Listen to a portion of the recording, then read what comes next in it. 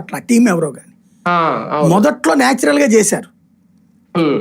ఆయనతో ఎట్లా ఉండాలంటే మనం ప్లాన్ చేసుకున్నా ఓవర్ యాక్షన్ చేయనీయకూడదు. ఇది అతిగా ఉంటది, కృతకంగా ఉంటది. ఆడెవరు ఇప్పుడు పాస్టర్ అభినయ్ కృతకం ఎట్లా చేశాడు అట్లా ఉంటది. కాకపోతే అది విధ్వంసం, ఇది కన్స్ట్రక్టివ్ అనుకోండి.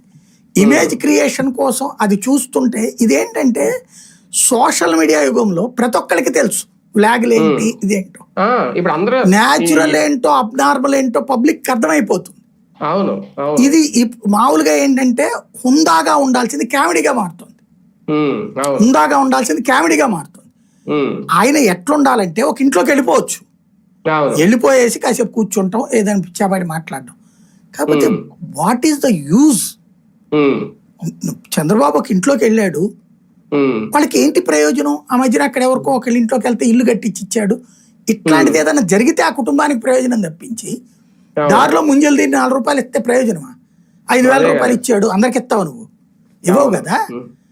ఇంకా నువ్వు ఇన్నేళ్లు పరిపాలించి స్వర్ణాంధ్ర అని చెప్పి అనేక ఉపన్యాసాలు ఇచ్చాక ఇవాళకి కూడా పేదరికంలో ఉందని కనబడుతుంది నీ తిరుగుడు వల్ల.